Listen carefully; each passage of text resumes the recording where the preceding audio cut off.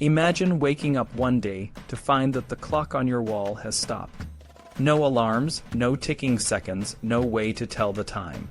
Chaos would ensue. Your morning routine would be thrown off, you'd miss appointments, and your entire day would be in disarray.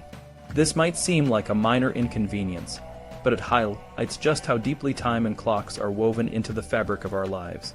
The story of timekeeping is a tale of human ingenuity, cultural evolution, and the quest to understand the universe.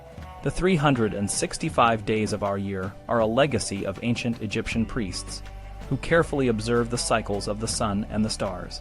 The names of the months January, February, March, and the days of the week Saturday, Sunday, Monday are ties to the early Hebrews and the Greek and Roman astrologers who map the heavens. When we mark each hour of our 24-hour day and designate the minutes after the hour, we are living by the results of a Hellenistic modification of an Egyptian practice combined with Babylonian numerical procedures. This intricate system of timekeeping is a testament to the collective wisdom of our ancestors. In medieval towns, the primary means of communication was the sound of bells. The human voice could not reach everyone, but the tolling of bells could. These bells announced the hours, summoned help to extinguish fires, warned of approaching enemies, called men to arms, and signaled public events. Sir Robert Walpole's observation in 1739, "They may ring their bells now, before long they will be ringing their hands," reflects the power and significance of these sounds. The Liberty Bell in Philadelphia, which announced American independence, is a cherished relic of this age of bells. Bells were believed to have magical properties. They were rung to ward off epidemics and prevent storms. The citizens of Lyons, France, in 1481, petitioned their town council for a great clock whose strokes could be heard by all citizens. They believed that such a clock would attract more merchants, bring joy and order to their lives, and enhance the town's prestige. Community pride was often measured by the reach and resonance of the peals from church and town towers. The art of bell casting and experimentation with bell-ringing devices advanced the craft of clockmaking. Paul Revere, known for his role in the American Revolution, made a name for himself as a caster of bells for New England towns. The development of clocks was driven by the need to measure time more accurately and to create public displays that could entertain and educate. Widespread illiteracy meant that dials on public clocks were slow to appear. Not everyone could read the numbers on a clock face, so the focus was on auditory signals and visual performances. The great public clocks of the Middle Ages were more than just timekeepers. They were theaters of spectacle. The magnificent clock in the Cathedral of Strasbourg, built around 1350, served as both a calendar and an astrological aid. It performed a variety show each hour, with the 3 magi bowing before the Virgin Mary, a mechanical cock crowing, and the 12 apostles passing before Christ at noon. The clock was a source of pride for the burghers of Strasbourg, who considered it one of the 7 wonders of Germany.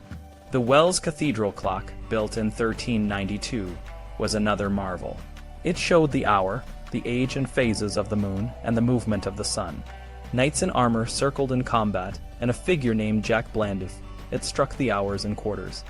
These clocks were more than mechanical devices. They were works of art that told stories and educated the public. Clockmakers were master storytellers.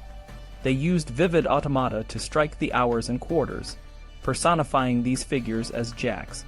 The term jack comes from jacquemart, a combination of jack and marteau hammer. The most famous jacks, 2 robust bronze figures from 1499, still perform on the Piazza San Marco in Venice. These clocks were designed to appeal to everyone, from the illiterate masses who understood the simple hours to the educated few who grasped the astronomical subtleties. The invention of the clock dial is credited to Jacopo da Dondi of Chioggia, Italy, in 1344. His son, Giovanni da Dondi, completed one of the most complex clockworks ever built, the astrarium, in 1364. This heptagonal machine of brass, about 5 feet high, recorded a myriad of time-related data, from the mean hour and minute to the phases of the moon and the movements of the planets. It was a technological marvel that attracted visitors from all over to witness its intricate workings. In the medieval world, the boundary between the heavens and everyday life was less distinct. The influence of the planets was believed to govern daily activities. The Strasbourg clock of 1352 provided medical advice based on astrological signs. The clock in Mantua, Italy, displayed the best times for phlebotomy, surgery, and other activities. These clocks were not just timekeepers, they were guides for living. The pendulum, discovered by Galileo Galilei in 1583, revolutionized timekeeping. While attending prayers in the Cathedral of Pisa, Galileo noticed that the swing of the altar lamp took the same amount of time regardless of the width of the swing. He checked this with his pulse, a simple yet significant observation that led him to the concept of isochronism. Although Galileo did not fully exploit this discovery, it laid the foundation for the development of more accurate clocks. Within 3 decades of his death, the average error of the best timepieces was reduced from 15 minutes to 10 seconds per day. The precision of these clocks made time a universal measure. No longer a local convenience, the clock became a tool for standardizing time across different locations. The 24-hour day, with each full 360-degree turn of the Earth, allowed people to synchronize their activities. This synchronization was crucial for navigation and exploration. Exploring the oceans required precise timekeeping. Unlike land, where landmarks provided direction, the sea offered few visible guides. Navigators had to rely on the heavens. Determining latitude, the north-south position, was relatively simple.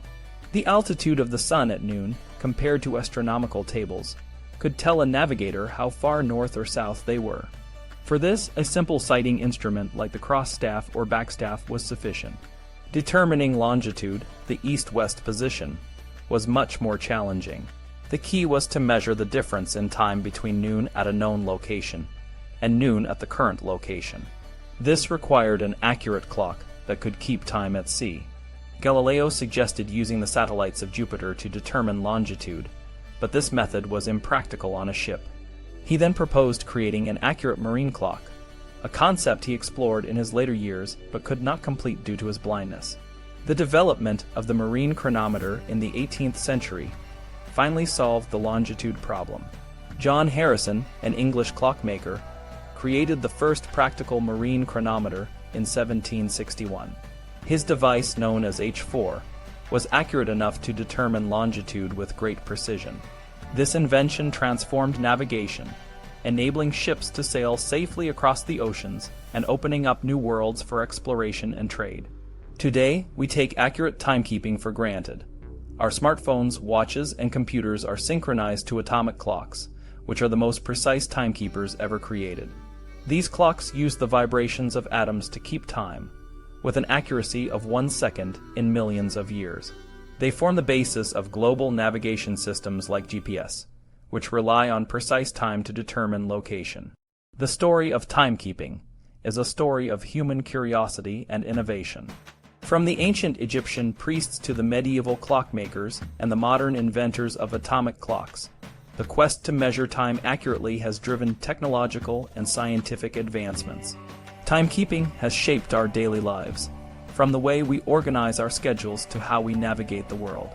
It is a reminder of the ingenuity and perseverance of the human spirit, always striving to understand and master the mysteries of the universe.